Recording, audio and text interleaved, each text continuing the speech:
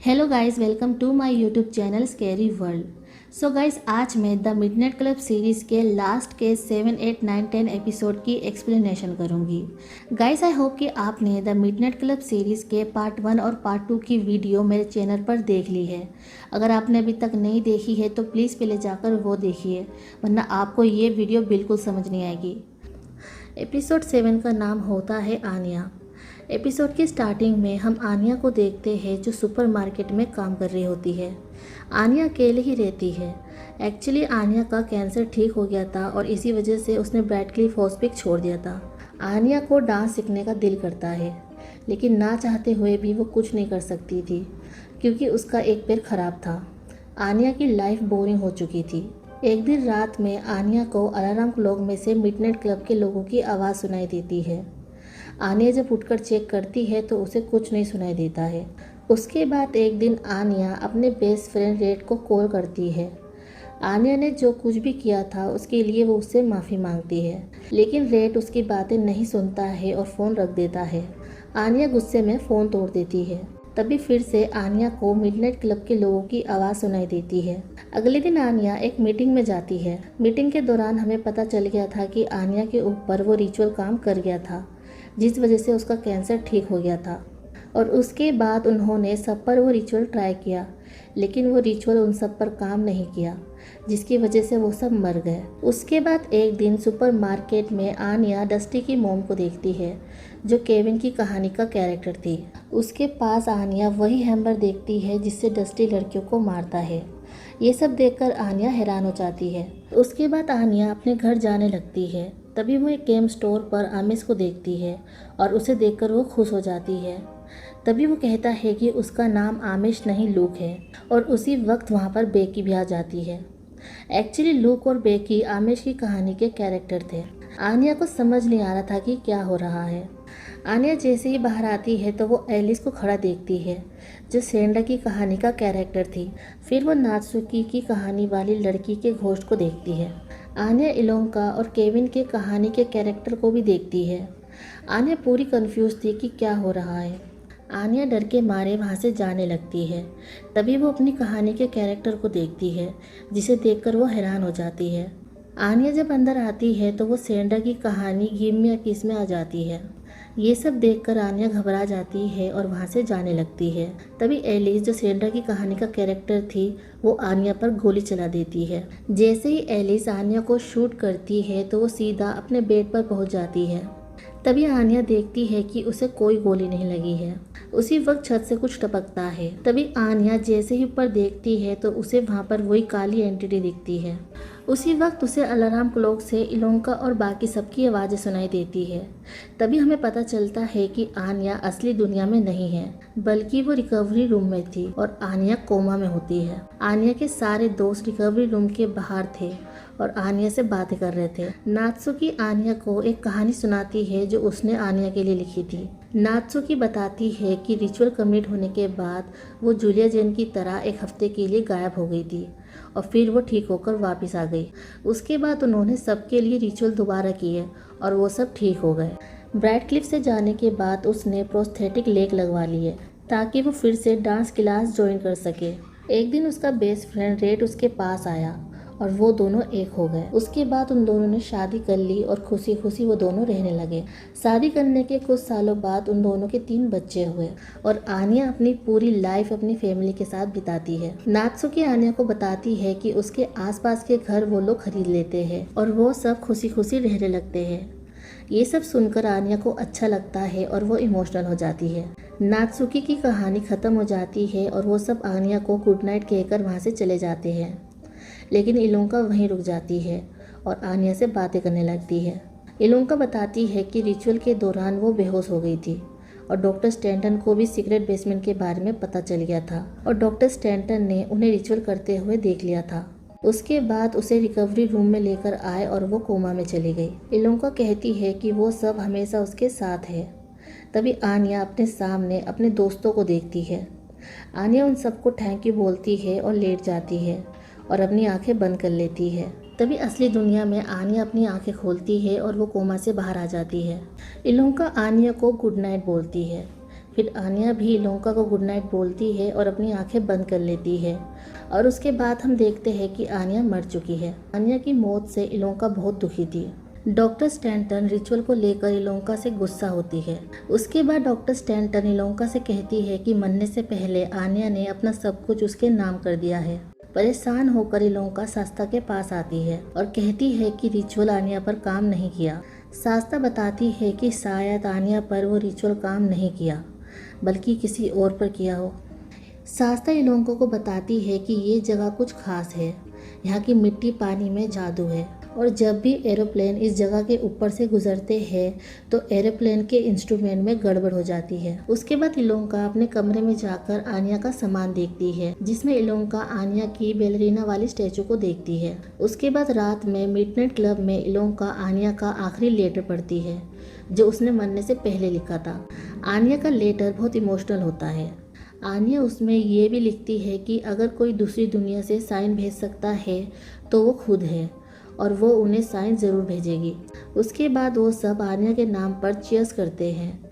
तभी वहाँ पर डॉक्टर स्टैंटन आ जाती है। डॉक्टर स्टैंटन बताती है कि उसे हमेशा से मिडनाइट क्लब की मीटिंग के बारे में पता था, लेकिन उसे इस बात से कोई प्रॉब्लम नहीं थी कि आधी रातों को ब्राइटक्लिफ के हॉल में कहानियों की आवाज़ें गूंजे, लेकिन जो उन्होंने सीक्रेट बेसमेंट में किया है उसे वो अनदेखा नहीं कर सकती है। डॉक्टर स्टैंटन सभी को वापस कमरे में जाने को कहती है।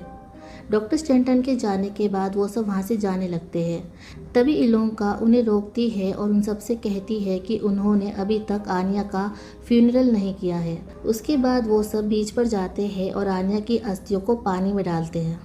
उसके बाद वो सब वहाँ से जाने लगते हैं, लेकिन इलोंका और केविन वहीं रुक जाते हैं। आनिया के जाने से इलोंका काफ़ी दुखी थी। केविन इलोंका को गले लगाता है और उसे दिलासा देता है। उसी बीच इलोंका केविन को किस करने की कोशिश करती है, लेकिन तभी केविन पीछे हो जाता है क्योंकि उसकी एक गर्लफ्रेंड है। उसके बाद डॉक्टर स्टैंटन अथीना की डायरी जला देती है। डॉक्टर स्टैंटन भी आनिया की डेथ से बहुत दुखी थी। उसके बाद वो किसी से फ़ोन पर बात करती है और कहती है कि एक बच्चा टर्मिनल नहीं है और वो घर जाने वाला है। ये सब बातें इलोंका सुन लेती है। उसके बाद इलोंका अपने कमरे में जाती है और आनिया के बेड को देखती रहती है। तभी इलोंका जैसे ही सोने जाती है उसी वक्त उसके सामने उसी बुरी औरत का घोस्ट आ जाता है और वो इलोंका से कहती है कि वो भूखी है।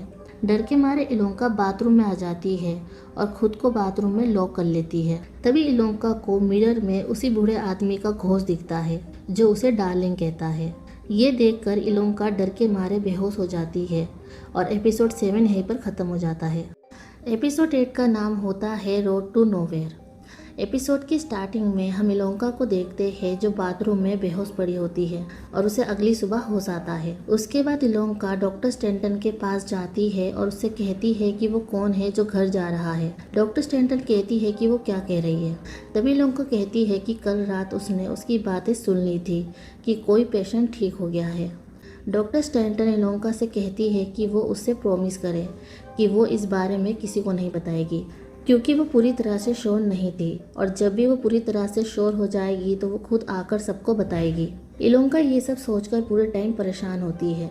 केविन इलोंका को नोटिस करता है और उससे पूछता है कि हुआ क्या है। केविन के इतना पूछने पर इलोंका केविन से कहती है कि वो उसे सब कुछ बताएगी, लेकिन वो इस बारे में किसी को भी ना बताए।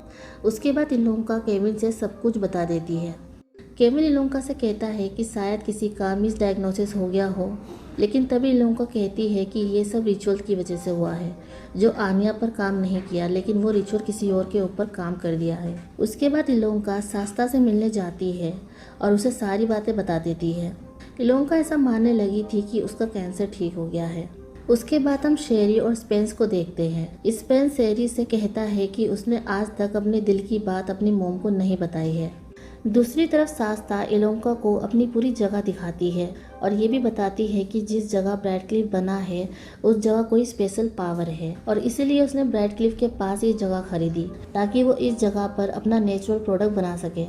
उसके बाद शास्ता इलोंका से अथीना की डायरी मांगती है, लेकिन इलोंका कहती है कि वो डायरी डॉक्टर स्टैंटन के पास है। इलोंका को ये नहीं पता था कि डॉक्टर स्टैंटन ने अथीना की डायरी जला दी है। दूसरी तरफ आमेश नात्सुकी के पास आता है और बाहर वॉक पर चलने के लिए कहता है, लेकिन नात्सुकी आमेश को मना कर देती है क्योंकि आन्या की मौत से वो डिप्रेस थी। दूसरी तरफ स्पेन सेरी और मार्क के साथ अपने घर आता है और अपनी मोम से अपने दिल की सारी बातें कहता है। स्पेंस की मोम उससे हमेशा से एम्बेरस थी क्योंकि वो गे है। स्पेंस अपनी मोम से कहता है कि चाहे वो जिंदगी भर उसके गे होने पर वो उसे इग्नोर करती रहे, लेकिन वो हमेशा उससे प्यार करेगा। उसके बाद स्पेंस अपनी मोम को आई लव यू बोलकर और उसे किस करके वहाँ से चला जाता है।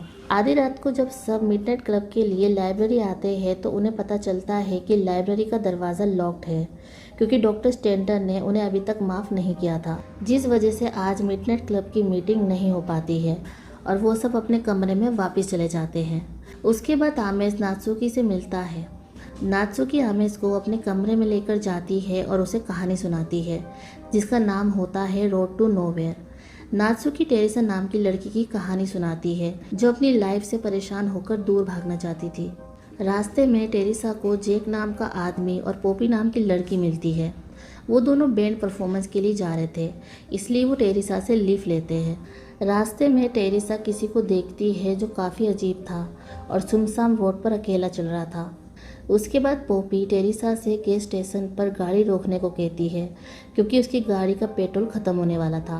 तभी जेक टेरेसा को रुकने को मना करता है, लेकिन पोपी उसे रुकने को कहती है। टेरेसा पोपी की बात मान लेती है और गाड़ी को गैस स्टेशन पर रोक देती है। जेक टेरेसा को गाड़ी से निकलने को मना करता है और खुद अंदर जाकर चेक करता है। उसी बीच पोपी टेरेसा से बातें करती है और उससे कहती है कि वो इंजन को बंद कर दे। टेरेसा इंजन बंद करने वाली होती है, लेकिन तभी जेक वहाँ पर आ जाता है और कहता है कि अंदर कोई नहीं है। टेरेसा गाड़ी स्टार्ट करके वहाँ से जाने लगती है, लेकिन तभी वो अंदर एक औरत को देखती है। जेक उस औरत को देखकर मुस्कुरा रहा था। उसके बाद टेरेसा को गाड़ी से कुछ अजीब सी स्मेल आती है। पोपी टेरेसा से कहती है कि अगर ये स्मेल इंजन से आ रही है तो उसे इंजन बंद करके गाड़ी को रोक देना चाहिए। तभी जेक कहता है कि ये स्मेल उसकी जॉइंट सिगरेट से आ रही है। पोपी कहती है कि ये स्मेल जॉइंट सिगरेट की नहीं है। तभी फिर से टेरेसा उसी पर्सन को देखती है। उसी वक्त टेरेसा उसका चेहरा देखती है जिसे देखकर वो डर जाती है और उसी चक्कर में गाड़ी का मिस बैलेंस हो जाता है, लेकिन तभी जेक स्टीयरिंग संभाल लेता है। तभी फिर से पोपी टेरेसा से गाड़ी को गैस स्टेशन पर रोकने को कहती है। टेरेसा गाड़ी रोकती है और वो देखती है कि ये वही गैस स्टेशन है जहाँ वो पहले रुके थे। टेरेसा गैस स्टेशन चेक करने के लिए गाड़ी के बाहर निकलने वाली होती है, तभी जेक उसे रोक देता है और कहता है कि वो अंदर जाकर चेक करके आता है। जाने से पहले जेक टेरेसा को कहता है कि वो इंजन बंद ना करे। उसके बाद जेक अंदर चेक करने के लिए चला जाता है और तभी टेरेसा को फिर से अजीब सी स्मेल आने लगती है। पोपी टेरेसा से कहती है कि उसे बाहर निकलकर ताज़ी हवा लेनी चाहिए। टेरेसा उसकी बात मान लेती है और इंजन बंद करके गाड़ी के बाहर आ जाती है। बाहर निकल के टेरेसा को अच्छा फील होता है। तभी जेक चिल्लाता हुआ आता है और उन्हें गाड़ी के अंदर बैठने को कहता है। टेरेसा फिर से इंजन स्टार्ट करती है और वो वहाँ से चले जाते हैं। टेरेसा जेक से पूछती है कि अंदर हुआ क्या था। तभी जेक हंसता है और कहता है कि वो बस मजाक कर रहा था। जेक की बातों से अब टेरेसा को डर लगने लगा था। उसी भी टेरेसा को फिर से अजीब सी स्मेल आती है और उसी वक्त वो फिर से उसी पर्सन को देखती है जिसका चेहरा अब और भी डरावना हो चुका था। टेरेसा उसका चेहरा देखकर बहुत ही बुरी तरह से डर जाती है और डर के मारे गाड़ी रोक देती है और अपने सामने एक बच्ची को देखती है। पोपी टेरेसा को इंजन बंद करके बाहर निकल के बच्ची को देखने को कहती है, लेकिन तभी जेक इंजन बंद करने को मना करता है और टेरेसा को बाहर जाने से मना करता है। लेकिन टेरेसा जेक की बात नहीं सुनती है और इंजन बंद करके बाहर आ जाती है। टेरेसा उस बच्ची के पास जाती है, लेकिन वो बच्ची वहाँ से भाग जाती है। जेक टेरेसा को उस बच्ची के पीछे जाने से मना करता है, लेकिन टेरेसा और पोपी उस बच्ची के पीछे जाती है। तभी पोपी और टेरेसा फिर से उसी गैस स्टेशन पर आ जाते हैं। टेरेसा ये सब देखकर हैरान थी। उसे समझ नहीं आ रहा था कि क्या हो रहा है। तभी पोपी टेरेसा को एक गैरेज के पास लेकर आती है और गैरेज को खोलने को कहती है। तभी जैक भी वहाँ जाता है और टेरेसा को गैरेज खोलने को मना करता है, लेकिन टेरेसा उसकी बात नहीं सुनती है और गैरेज को खोलती है। गैरेज के अंदर एक गाड़ी होती है। टेरेसा उस गाड़ी के अंदर अपने आप को बैठा देखती है। उसी वक्त टेरेसा जैक और पॉपी को देखती है। तभी टेरेसा को पता चलता है कि वो गैरेज से बाहर निकली ही नहीं थी। एक्चुअली टेरेसा अपनी लाइफ से बहुत परेशान हो गई थी, जिस वजह से वो मरना चाहती थी। इसलिए उसने गाड़ी में बैठकर इंजन स्टार्ट कर दिया था ताकि वो मर सके। उसी बीच टेरेसा जैक और पॉपी से पूछती है कि वो कौन है। तभी वो कहते हैं कि वो उसकी माइंड की इमेजिनेशन है जो उसे सही और गलत बताते हैं, और इसलिए पूरे रास्ते जैक टेरेसा को इंजन बंद करने से मना कर रहा था ताकि वो मर जाए, और पॉपी उसे बार बार इंजन बंद करने को कह रही थी ताकि वो बच सके।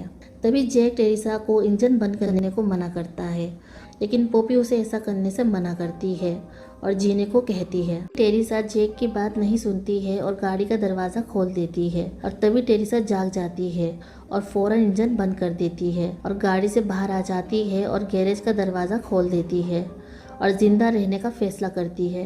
टेरेसा को रोड पर जो बार बार नजर आ रहा था वो और कोई नहीं बल्कि टेरेसा खुद थी, और जो बच्ची टेरेसा ने देखी थी वो भी टेरेसा का बचपन था। नात्सुकी अपनी कहानी यही ख़त्म करती है।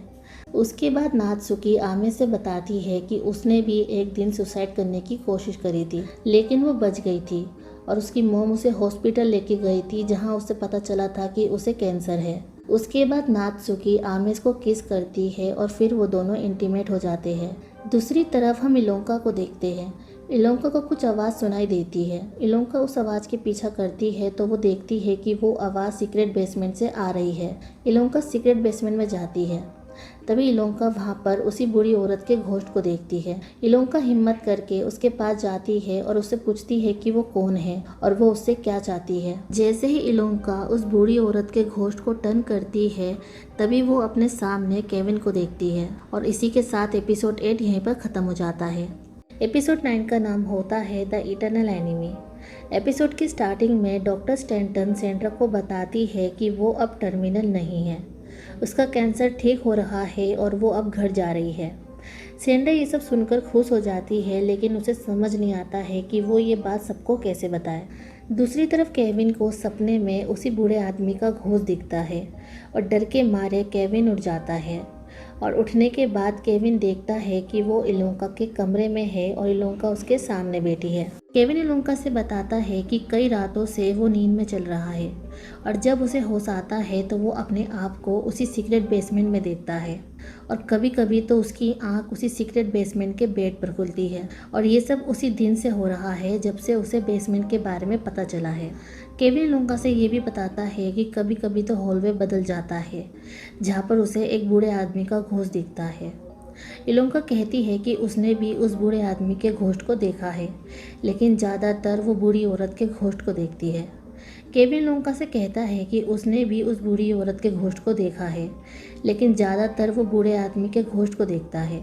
उसके बाद केविन और इलोंका लाइब्रेरी में इमरजेंसी मीटिंग रखते हैं और उनसे कहते हैं कि उन्हें कभी कभी पुराना हॉलवे दिखाई देता है, और साथ ही उन्हें बूढ़े आदमी और औरत का घोस्ट दिखता है।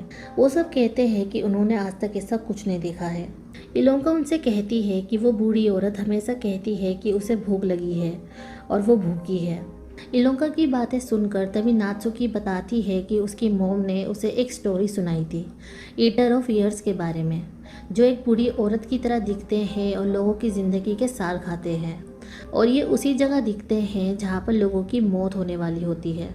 नात्सुकी बताती है कि शायद ये वही औरत है जो इलोंका को नज़र आ रही है, क्योंकि इलोंका के मुताबिक वो बूढ़ी औरत भी यही कहती है कि उसे भूख लगी है।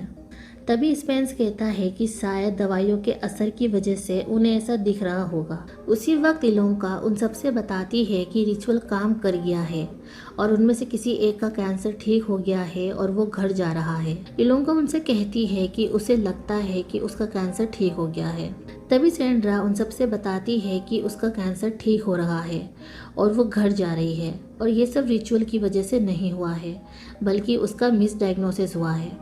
तभी सेंड्रा ये भी बताती है कि स्पेंस ने जो इंटरकॉम पर टिस्टन की आत्मा की आवाज़ सुनी थी, वो टिस्टन की आत्मा नहीं थी, बल्कि वो उसकी आवाज़ थी, क्योंकि वो नहीं चाहती थी कि स्पेंस का गॉड पर से भरोसा टूटे। सेंड्रा ने जो कुछ भी किया था वो गलत था, इसलिए वो सबसे माफ़ी मांगती है और वहाँ से चली जाती है। ये सब सुनकर इलोंका टूट जाती है क्योंकि उसे लगा था कि उसका कैंसर ठीक हो गया है। उसके बाद इलोंका भी वहाँ से चली जाती है। इलोंका वहाँ से जा रही होती है, तभी इलोंका कैथरीन से मिलती है। कैथरीन इलोंका को प्रोम की फ़ोटो दिखाती है और कहती है कि वो बीच पर केविन के लिए कुछ सरप्राइज़ प्लान करना चाहती है। कैथरीन की बातें सुनकर इलोंका को गुस्सा आ जाता है और वो कैथरीन को सुनाने लगती है। इलोंका कहती है कि केविन मर रहा है, लेकिन वो सिर्फ उसके लिए नॉर्मल बन के दिखाता है ताकि उसे बुरा ना लगे और वो नॉर्मल फील कर सके।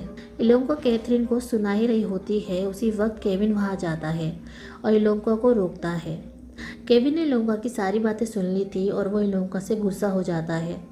उसके बाद इलोंका गुस्से में वहाँ से चली जाती है और रोती हुई शास्ता के पास आती है और उससे कहती है कि उसका कैंसर ठीक नहीं हुआ है। दूसरी तरफ स्पेंस और केविन बातें कर रहे होते हैं। केविन की बातों से हमें ये पता चलता है कि वो भी इलोंका को पसंद करता है, लेकिन वो कैथरीन से ब्रेकअप नहीं कर सकता है क्योंकि वो नहीं चाहता है कि मरने से पहले वो किसी का दिल दुखाए। दूसरी तरफ इलोंका शास्ता से कहती है कि रिचुअल ने काम नहीं किया है। तभी शास्ता कहती है कि रिचुअल काम ज़रूर करता है क्योंकि ब्राइड के लिए बहुत स्पेशल है और उस जगह पर पावर और एनर्जी है जो पूरी दुनिया में कहीं नहीं है। शास्ता की बातें सुनकर इलोंका पूछती है कि वो आखिर है कौन। तभी शास्ता कहती है कि वो उसे ध्यान से देखे और बताए कि वो कौन है। तभी इलोंका उसे ध्यान से देखती है और उसी वक्त उसे पता चलता है कि वो जूलिया जेन है जो 1968 में रिचुअल करके ठीक हो गई थी। जूलिया इलोंका से कहती है कि यहाँ से जाने के बाद उसने अपनी लाइफ खुलकर जी, लेकिन जैसे जैसे समय बीतता गया उसने सोचा कि क्यों ना वो लोगों को इसके बारे में बताए। इसलिए उसने गुड ह्यूमर कंपनी बनाई ताकि वो हीलिंग एनर्जी दुनिया भर में भेज सके। जूलिया इलोंका से कहती है कि असली मैजिक तो उस जगह पर है जहाँ पर ब्राइड क्लिफ बना है, लेकिन डॉक्टर स्टैंटन उसे वहाँ आने नहीं देती है। उसके बाद जूलिया इलोंका से कहती है कि आज रात क्लब मीटिंग के बाद जब सब सो जाए तो वो उसे छुपा कर ब्राइड क्लिफ के सीक्रेट बेसमेंट में ले जाए ताकि वो फिर से रिचुअल करके उसका कैंसर ठीक कर सके। उसके बाद रात में हम सभी क्लब मेंबर्स को लाइब्रेरी में देखते हैं क्योंकि यह डॉक्टर स्टैंटन ने लाइब्रेरी में लॉक नहीं लगाया था। तभी सेंड्रा भी वहाँ पर आती है। वो सब सेंड्रा के लिए खुश होते हैं क्योंकि सेंड्रा ठीक हो गई थी और वो घर जा रही थी। उसी वक्त इलोंका भी वहाँ जाती है और अपने बिहेवियर के लिए उनसे माफ़ी मांगती है। उसके बाद आज स्पेंस कहानी सुनाता है जिसका नाम होता है द इटर्नल एनिमी। ये कहानी एक रेल नाम के लड़के की होती है जो एक कॉलेज स्टूडेंट है। रेल कॉलेज स्टूडेंट क्रिस्टोफर को पसंद करता था जो एक जीनियस स्टूडेंट था। एक दिन रेल वीसीआर खरीदता है और उसे सेट करके क्रिस्टोफर की फेवरेट पुरानी साई-फाई मूवी रिकॉर्ड करता है ताकि वो उसे इम्प्रेस कर सके। उसी रात 3 बजे रेल को बहुत अजीब सपना आता है और वो डर के मारे उठ जाता है। अगले दिन रेल क्रिस्टोफर के पास जाता है और उससे बातें करने लगता है। रेल क्रिस्टोफर से कहता है कि उसने वीसीआर पर साई-फाई मूवी रिकॉर्ड की है और अगर वो चाहे तो वो साथ बैठकर उस मूवी को देख सकते हैं। क्रिस्टोफर मूवी देखने के लिए रेल को हाँ कर देता है। रात को क्रिस्टोफर रेल के रूम पर आता है और वो दोनों मूवी देखने के लिए बैठते ही है कि तभी वो देखते हैं कि मूवी की जगह टीवी पर फुटबॉल मैच की न्यूज़ चल रही है। रेल क्रिस्टोफर से कहता है कि उसने रात को 3 बजे वीसीआर पर मूवी रिकॉर्ड करने रखी थी, लेकिन उसे समझ नहीं आ रहा है कि मूवी की जगह फुटबॉल न्यूज़ कैसे रिकॉर्ड हो गई। उसके बाद वो दोनों इस बात को इग्नोर कर देते हैं और बार में जाते हैं। तभी रेल नोटिस करता है कि बार के टीवी पर फुटबॉल मैच चल रहा है। रेल फुटबॉल मैच को देखकर कहता है कि ये मैच लाइव नहीं है क्योंकि उसने इसी मैच की लाइव न्यूज़ कल अपने वीसीआर टेप में रिकॉर्ड की थी। तभी उनके साइड में बैठा एक आदमी उनसे कहता है कि ये मैच लाइव है। बातों बातों में वो आदमी रेल से शर्त लगाता है कि कौन सी टीम जीतेगी। रेल को पता था कि कौन सी टीम जीतने वाली है, इसलिए वो शर्त लगा लेता है। थोड़ी देर बाद रेल की बताई हुई टीम जीत जाती है और शर्त हारने पर वो आदमी उन्हें पैसे देता है। रूम में आकर वो दोनों दोबारा से वही रिकॉर्ड न्यूज़ देखते हैं जिसका टाइम आज का ही होता है। तभी लाइव जाकर वो अभी की न्यूज़ चेक करते हैं जिसे देखकर वो हैरान हो जाते हैं क्योंकि जो लाइव न्यूज़ चल रही थी वो वही फुटबॉल न्यूज़ थी जो उसने कल रिकॉर्ड की थी। तभी रेल समझ जाता है कि उसने फ्यूचर रिकॉर्ड किया है और टेप में जादू है। इसी बात का वो दोनों फ़ायदा उठाते हैं और हर रात वीसीआर पर टेप रिकॉर्ड करके सुबह न्यूज़ चेक करते हैं और लोगों से पैसे कमाते हैं। और इसी दौरान उन दोनों के बीच में नज़दीकियाँ बढ़ जाती है।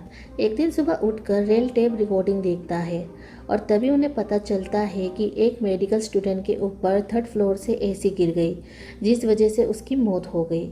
और ये एक्सीडेंट 10:15 पर क्लैन यूनिवर्सिटी में हुआ है, जो उसी की यूनिवर्सिटी की मेडिकल स्टूडेंट थी। रेल उस लड़की को बचाने की सोचता है और उसके पास ज़्यादा टाइम नहीं बचा है उस लड़की को बचाने के लिए। रेल भागता हुआ जाता है और उस लड़की के ऊपर एसी गिरने से बचा लेता है। क्रिस्टोफर भी वहाँ जाता है और तभी क्रिस्टोफर की नज़र एक हुडी पहने आदमी पर पड़ती है, जो काफ़ी अजीब था। रूम में आकर वो टीवी पर लाइव न्यूज़ देखते हैं, जिसमें रेल की न्यूज़ चल रही थी। तभी क्रिस्टोफर न्यूज़ पर उसी हुडी पहने आदमी को देखता है। क्रिस्टोफर उस आदमी के बारे में रेल को बताता है और कहता है कि उसे यह आदमी ठीक नहीं लग रहा है। उसके बाद क्रिस्टोफर अपनी मोम से मिलने जाता है और जाने से पहले वो अपनी मोम का एड्रेस लिख देता है और रेल से कहता है कि जब तक वो वापस नहीं आ जाता वो वीसीआर पर कोई टेप रिकॉर्ड नहीं करेगा। उसके बाद क्रिस्टोफर अपनी मोम से मिलने चला जाता है, लेकिन रात को रेल अपने आप को कंट्रोल नहीं कर पाता है और वीसीआर पर रात के 3 बजे का टाइम सेट करके सो जाता है। 3 बजते ही रिकॉर्डिंग होना चालू हो जाती है और रेल को फिर से आधी रात को बुरे सपने आते हैं और वो डर के मारे जाग जाता है। जागने के बाद वो टेप को प्ले करता है और आज की आने वाली न्यूज़ देखता है, जिससे उसे पता चलता है कि आज सुबह किसी ने क्रिस्टोफर की खिड़की के अंदर एक प्रोजेक्टाइल फेंका है, जिसमें से अजीब सी गैस निकल रही थी और उस गैस की वजह से क्रिस्टोफर मर गया। रेल घबरा जाता है और क्रिस्टोफर की मोम का एड्रेस देखकर क्रिस्टोफर को बचाने के लिए उसके मोम के घर आता है। रेल क्रिस्टोफर को वहाँ से जाने के लिए कहता है। उनकी आवाज़ें सुनकर क्रिस्टोफर की मोम भी वहाँ आ जाती है। तभी उसी वक्त कोई खिड़की से प्रोजेक्टाइल फेंकता है। उस प्रोजेक्टाइल में से गैस निकलती है, जिसकी वजह से क्रिस्टोफर और उसकी मोम बेहोश हो जाती है। उसी दौरान दरवाजे पर कोई आता है। रेल दरवाजे के पीछे छुप जाता है। तभी कोई बहुत ही अजीब तरह से दरवाज़ा तोड़कर अंदर आ जाता है और वो वही हुडी वाला आदमी होता है जिसे क्रिस्टोफर और रेल ने न्यूज़ पर देखा था। रेल उस आदमी को पीछे से मारता है, लेकिन उसे कुछ नहीं होता है। वो आदमी जैसे ही मुड़ता है तो रेल उसे लेम से मारता है, जिस वजह से उसे जोरदार इलेक्ट्रिक शॉक लगता है। रेल उस आदमी का चेहरा देखता है जो हूबहू क्रिस्टोफर की तरह दिख रहा था। तभी वो आदमी रिवील करता है कि वो क्रिस्टोफर है जो फ्यूचर से आया है। फ्यूचर क्रिस्टोफर उससे बताता है कि वो कोई इंसान नहीं है, बल्कि साइबोर्ग है, एक रोबोट जो उसके बनाए हुए मॉडल में से एक है। क्रिस्टोफर कहता है कि वो उसे तोड़ना चाहता था क्योंकि वो डिफेक्टिव था, लेकिन वो भाग गया और 40 साल पीछे आ गया। रेल उससे कहता है कि अगर ये सच है तो उसे कुछ याद क्यों नहीं है। तभी वो कहता है कि टाइम ट्रेवल की वजह से उसकी मेमोरी डैमेज हो गई है। रेल कहता है कि वो झूठ बोल रहा है। तभी वो कहता है कि वो अपने हाथ को ध्यान से देखे। रेल अपने हाथों को देखता है और उसे कुछ अजीब सा दिखता है। तभी रेल अपने हाथों की स्किन हटाता है और देखता है कि वो सच में एक रोबोट है। रेल गुस्से में आकर उसके मुंह पर मारता है और तभी वो उसे देखकर हैरान हो जाता है। फ्यूचर क्रिस्टोफर रेल से कहता है कि वो पहले नॉर्मल इंसान था, लेकिन वो एक दिन बीमार हो गया, जिस वजह से उसने अपने खराब पार्ट को बदल दिए और बाद में उसने एक एक करके अपनी बॉडी के पार्ट बदल दिए, जिस वजह से वो आधा इंसान और आधा मशीन बन गया। फ्यूचर क्रिस्टोफर रेल से बताता है कि उसने उसका बैकग्राउंड कोड बनाया ताकि उसे याद रहे कि उसका मिशन क्या है, और जितनी बार वो वीसीआर की टेप को टच करता है तो उसका प्रोग्राम उसे उसके मिशन की याद दिला रहा था। फ्यूचर क्रिस्टोफर बताता है कि वो यहाँ उसे मारने आया था।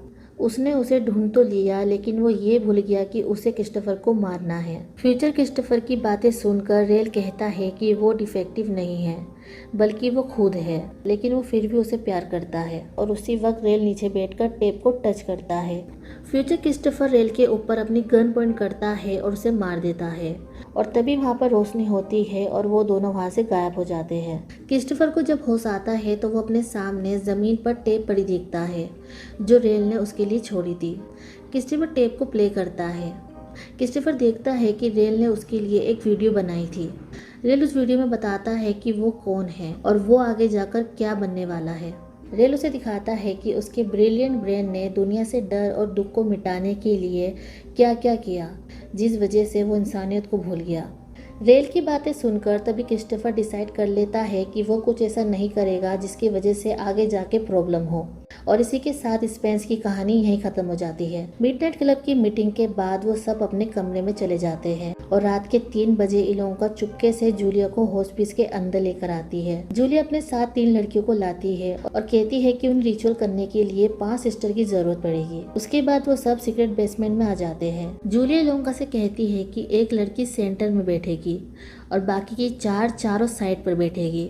जूलिया की बात सुनकर इलोंका सेंटर में बैठने जाती है, लेकिन जूलिया उसे रोक देती है और उसे साइड में बैठने को कहती है और खुद सेंटर में बैठ जाती है। उसके बाद सब रिचुअल की तैयारियां करते हैं और वो सब एक एक करके अपना हाथ काटते हैं और जूलिया के सर पर अपना खून लगाते हैं।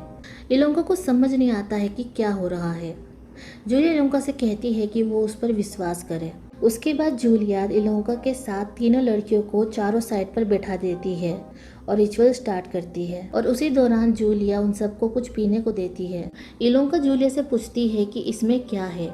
जूलिया कहती है कि ये सिर्फ टी है। इलोंका को कुछ अजीब लगता है, लेकिन जूलिया उसे टी पीने को कहती है। इलोंका बाकी लड़कियों को देखती है जो टी पी रही होती है और उन्हें देखकर इलोंका टी पीने ही वाली होती है। तभी डॉक्टर स्टैंटन वहां जाती है और उसी दौरान 2 लड़कियां डॉक्टर स्टैंटन को पकड़ लेती है। जूलिया इलोंका को टी पीने के लिए फोर्स करती है, लेकिन डॉक्टर स्टैंटन इलोंका को टी पीने से मना करती है। तभी जूलिया कहती है कि अगर वो टी नहीं पिएगी तो रिचुअल काम नहीं करेगा और उसका कैंसर ठीक नहीं होगा। जूलिया की बातें सुनकर इलोंका टी पीने ही वाली थी, लेकिन तभी वो तीनों लड़की जिन्होंने टी पी थी वो उल्टी करने लगती है, जिससे इलोंका को पता चलता है कि टी में जहर है। तभी जूलिया उसकी तरफ बढ़ती है और इलोंका डर के मारे उठने लगती है, लेकिन तभी उसका सर दीवार पर लगता है, जिसकी वजह से वो बेहोश हो जाती है। और इसी के साथ एपिसोड 9 यहीं पर खत्म हो जाता है। एपिसोड 10 का नाम होता है मिडनाइट। एपिसोड की स्टार्टिंग होती है 1968 में, जहाँ पर हम जूलिया जेन को देखते हैं जो चुपके से आधी रात को हॉस्पिस से भाग जाती है। जूलिया रजीना बेलेट के घर जाती है जो कल के इंसिडेंट के बाद से गायब थी। रजीना उससे पूछती है कि उसने उसे कैसे ढूंढा। जूलिया बताती है कि उसके पुराने घर के एड्रेस के बारे में उसे किसी से पता चला, जिसके बाद वो उसका घर ढूंढते ढूंढते यहाँ आ गई।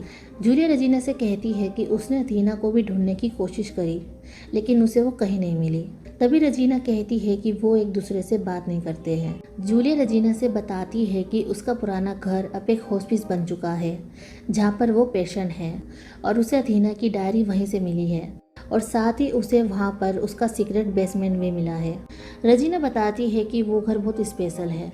रजीना ये भी बताती है कि उसका रिचुअल कंप्लीट होने वाला था, लेकिन उसकी अपनी बेटी ने एंड में सब बर्बाद कर दिया। उसके बाद जूलिया रजीना से कहती है कि वो बीमार है और वो चाहती है कि वो उसे ठीक कर दे। रजीना कहती है कि गॉड और गॉडेस आज भी यहीं हैं और अगर जो भी वो चाहते हैं वो उन्हें दे दे तो वो उनकी विश जरूर पूरी करेंगे। रजीना जूलिया से कहती है कि वो उसकी मदद करेगी, लेकिन उसके लिए उसे एक हफ्ता यहीं रहना होगा। और ये वही एक हफ्ता होता है जब जूलिया जेन ब्रैडक्लिफ हॉस्पिस से एक हफ्ते के लिए गायब हो गई थी। रजीना कहती है कि एक हफ्ते के बाद जब वो वापस जाएगी तो वो एक अच्छी सी कहानी बना देंगे और अगर कोई उससे पूछे कि वो कहाँ थी तो वो किसी को भी उसके बारे में ना बताए। उसके बाद सीन प्रेजेंट में आता है, जहाँ पर जूलिया और डॉक्टर स्टैंटन आपस में लड़ रही होती है। डॉक्टर स्टैंटन जूलिया को छोड़ देती है और तीनों लड़कियों की मदद करती है। जूलिया वहाँ से जाने लगती है, तभी इलोंका को होश आ जाता है और वो जूलिया को रोकने की कोशिश करती है, लेकिन जूलिया एलिवेटर में बैठकर वहाँ से भाग जाती है। डॉक्टर स्टैंटन इलोंका से मदद मांगती है और कहती है कि वो उन लड़कियों को सीपीआर देने में उसकी मदद करे। उसके बाद वहाँ पर पुलिस और एम्बुलेंस आ जाती है और तीनों लड़कियों को हॉस्पिटल ले जाया जाता है। अगली सुबह डॉक्टर स्टैंटन इलोंका से बताती है कि वो तीनों लड़कियां खतरे से बाहर है, लेकिन उनकी वो कंडीशन उसकी वजह से हुई है। डॉक्टर स्टैंटन बताती है कि हॉस्पिस में ज़बरदस्ती घुसने के लिए वो पिछले 3 सालों में जूलिया जेन को 3 बार अरेस्ट करवा चुकी है। इलोंका डॉक्टर स्टैंटन से कहती है कि जूलिया जेन चाहे कैसी भी हो, लेकिन ये सच है कि ये जगह स्पेशल है, जिस वजह से जूलिया का कैंसर ठीक हो गया। तभी डॉक्टर स्टैंटन इलोंका को बताती है कि ये बस कोइंसिडेंट था, लेकिन जूलिया को ऐसा लगता है कि ये सब रिचुअल या फिर जादू की वजह से हुआ है, लेकिन ऐसा कुछ नहीं है। जूलिया का केस भी सेंडा के केस की तरह था। डॉक्टर स्टैंटन बताती है कि शायद जूलिया फिर से बीमार है, इसलिए उसका ये मानना है कि जो मैजिक उसने 1968 में डिस्कवर किया था उसे वो दोबारा करके ठीक हो जाएगी, जिस वजह से वो इलोंका और उन तीनों लड़कियों को सेक्रीफाइस करना चाहती थी ताकि वो ठीक हो सके। इलोंका को अपनी की हुई गलती पर पछतावा होता है, जिसकी वजह से वो डॉक्टर स्टैंटन से माफ़ी मांगती है। इलोंका कहती है कि आज फैमिली डे पर उसके फोस्टर डैड आ रहे हैं और वो आज उसके साथ वापस चली जाएगी। एक्चुअली इलोंका मान चुकी थी कि उसका कैंसर अब ठीक नहीं होगा और वो मर जाएगी। दूसरी तरफ हम नात्सुकी और आमिश को देखते हैं। आमिश नात्सुकी से बताता है कि उसकी बाईं आँख खराब हो रही है और उसे धुंधला नज़र आ रहा है और साथ ही उसे एक परछाई भी नज़र आ रही है, वो परछाई जो मरने से पहले ट्रिस्टन और आन्या को नज़र आ रही थी। उसके बाद सेंड्रा वहाँ से जाने की तैयारी करती है। वो सब सेंड्रा से मिलते हैं और उसे गुड बाय करते हैं और सेंड्रा वहाँ से चली जाती है। फैमिली डे पर सबके पेरेंट्स अपने बच्चों से मिलने आते हैं। आमिश के रिलेटिव उससे बताते हैं कि बहुत ही जल्द उसके मॉम डैड उससे मिलने आने वाले हैं और ये सुनकर आमिश खुश हो जाता है। आज स्पेंस के डेट के साथ उसकी मॉम भी आई थी, जिसे देखकर स्पेंस हैरान हो जाता है। स्पेंस की मॉम को अपनी गलती का पछतावा होता है और वो स्पेंस को गले लगा लेती है। दूसरी तरफ इलोंका जाने के लिए अपना सामान पैक कर लेती है। तभी वहाँ पर रेड आता है जो आज फैमिली डे पर हॉस्पिस आया था। इलोंका उससे बताती है कि आन्या उसके बारे में हमेशा बात करती रहती थी और वो उससे बहुत प्यार करती थी, जिसे सुनकर रेड भी इमोशनल हो जाता है। उसके बाद इलोंका रेड को आन्या का कुछ सामान देती है, जिसमें आन्या की बेलिना वाली स्टैचू भी थी। तभी रेड कहता है कि इस स्टैचू का पैर बहुत वक्त पहले टूट गया था, लेकिन अब ये ठीक है। बेलिना वाली स्टैचू देखकर इलोंका हैरान हो जाती है और वो समझ जाती है कि बेलिना वाली स्टैचू आन्या की आत्मा ने ही जोड़ा है और ये वही साइन है जिनकी वो हमेशा से बात करते थे, और इसी वजह से इलोंका वहाँ से जाने का प्लान बदल देती है। उसके बाद इलोंका टीम से मिलती है और उसे प्रीनेट फॉर्म के बारे में बताती है और उससे कहती है कि उसे लाइब्रेरी की बुक में एक पोएम मिली है और वो चाहती है कि उसके फ्यूनरल के दिन वो ये पोएम पढ़े। एक्चुअली इलोंका मान चुकी थी कि जूलिया जेन का कैंसर किसी रिचुअल या मैजिक की वजह से ठीक नहीं हुआ है, बल्कि ये बस एक कोइंसिडेंट था और इस वजह से वो अपने डेथ को एक्सेप्ट कर लेती है, क्योंकि उसे पता था कि उसका कैंसर ठीक नहीं हो सकता है। दूसरी तरफ हम केविन और कैथरीन को देखते हैं। केविन कैथरीन से कहता है कि उस दिन इलोंका ने उससे जो कहा था, भले ही उसका तरीका गलत था, लेकिन जो कुछ भी उसने कहा था वो सच था। केविन कैथरीन से कहता है कि वो नहीं चाहता है कि उसकी बीमारी की वजह से उसकी लाइफ ख़राब हो, इसलिए वो कैथरीन से ब्रेकअप कर लेता है और कैथरीन भी उसकी बात समझ जाती है। आज रात मिडनाइट क्लब के लिए सब लोग लाइब्रेरी आ चुके थे। उसके बाद केविन अपनी अधूरी कहानी द विकेट हार्ट को पूरा करता है। डस्टी की मॉम के अंदर जो डीमन था वो शीला का नाम लेता है, जिसका मतलब था कि उसे अब शीला को मारना होगा। उसके बाद डस्टी शीला को फ़ोन करता है और उसे अपने घर बुलाता है और कहता है कि वो जानता है कि नैन्सी के साथ क्या हुआ है। उसके बाद शीला डस्टी के घर आ जाती है। डस्टी शीला को अपना आइंस्टाइन चैट दिखाता है, जिसमें शीला नैन्सी और उस किलर के चैट को पढ़ती है। शीला डस्टी से पूछती है कि वो किलर कौन है। तभी डस्टी बताता है कि उसके ग्रैंडफादर किलर थे, उसके बाद उसकी मॉम किलर बनी और अब वो किलर है। ये सुनकर शीला जैसे ही पीछे मुड़ती है, तभी डस्टी हैम्बर से शीला को मारने ही वाला होता है। तभी डस्टी अपने आप को कंट्रोल करके रोक लेता है। तभी डस्टी को डेमोनिक आवाज़ें सुनाई देती है और डस्टी डीमन से कहता है कि वो शीला को नहीं मारेगा। तभी डस्टी की मोम छत पर क्रॉल करती हुई कमरे में आ जाती है और डस्टी के हाथ को पकड़कर हैम्बर से शीला के ऊपर मारने की कोशिश करती है, लेकिन शीला सामने से हट जाती है और हैम्बर डस्टी के हाथों पर लग जाता है। तभी शीला हैम्बर छीन लेती है और डस्टी के मोम के सर पर मारती है, जिस वजह से डस्टी की मोम मर जाती है। तभी शीला को नैन्सी और बाकी सारी आत्माएं दिखाई देती है और उन सब आत्माओं को मुक्ति मिल जाती है।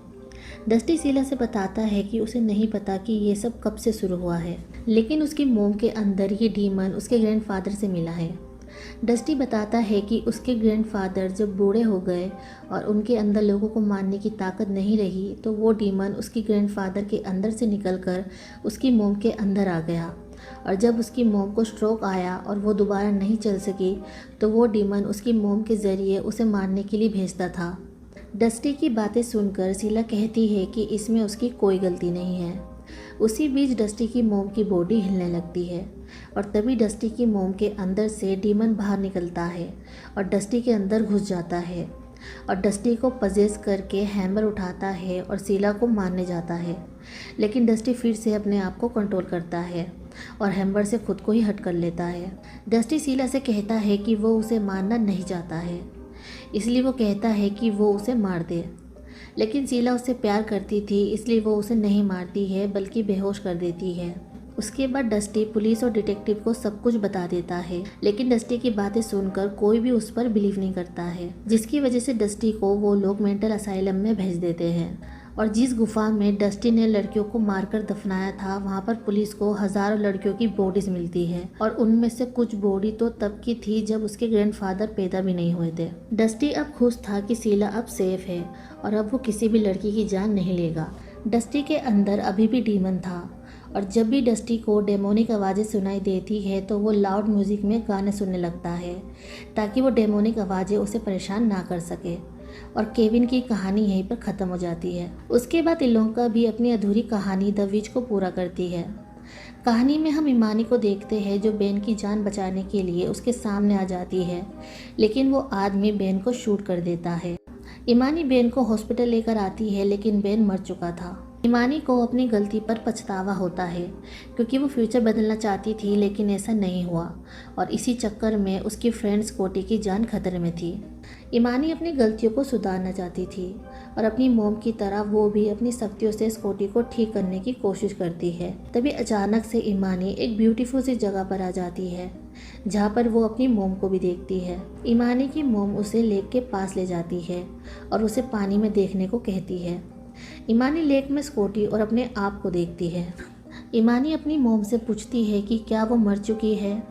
इमानी की मोम बताती है कि वो जिंदा है और ज़िंदगी और मौत के बीच में है और इसलिए वो उसे मिलने आई है। इमानी की मोम उसे समझाती है कि अगर वो स्कॉटी की जान बचाती है तो वो मर जाएगी, लेकिन इमानी कहती है कि उसने अपना मन बना लिया है और वो उसे चेंज नहीं करेगी।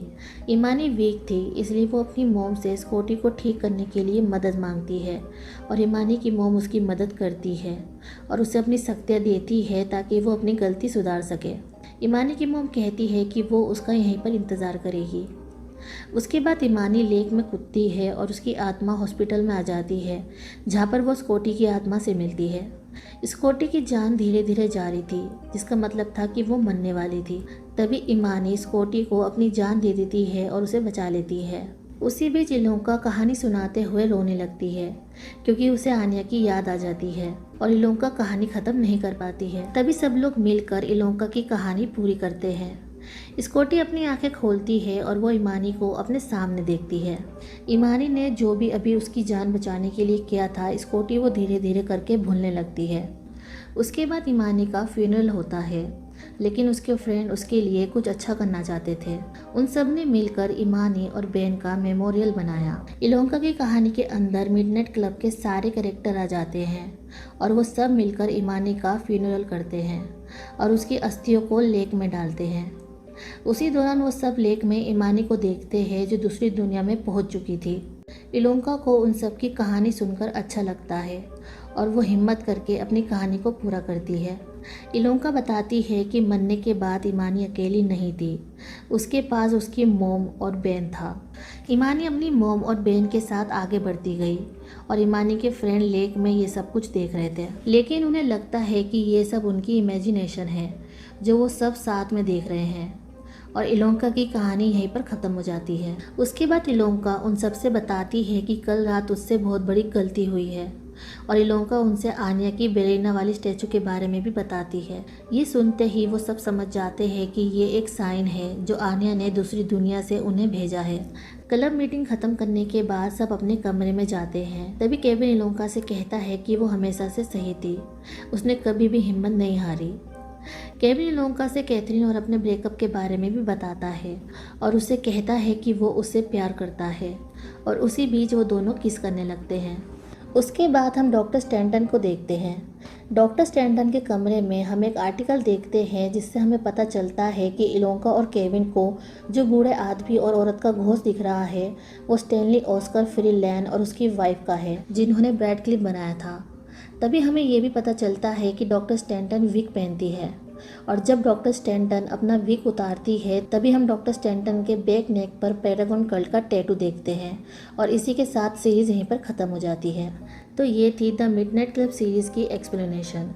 गाइस, अभी भी बहुत सी चीज़ें हैं जो हमें सीरीज़ में नहीं बताई गई है, लेकिन इन सब चीज़ों के बारे में हमें द मिडनाइट क्लब सीरीज़ के सेकंड सीज़न में पता चलेगा। जैसे कि डॉक्टर स्टैंटन कौन है, उनकी नेक के पीछे पैरागॉन कल्ट का टैटू क्यों है, इलोंका और केविन को स्टैनली ऑस्कर फ्रीलैंड और उसकी वाइफ का घोस्ट क्यों नज़र आता है, और भी बहुत सी चीज़ें हैं जो हमें सेकंड सीज़न में पता चलेगी। सो गाइस, आई होप कि आपको द मिडनाइट क्लब सीरीज़ की एक्सप्लेनेशन अच्छी लगी हो। अगर अच्छी लगी हो तो मेरी वीडियो को लाइक करें, शेयर करें, कमेंट करें, सब्सक्राइब करें और बेल आइकन भी दबाना ना भूलें। Thank you.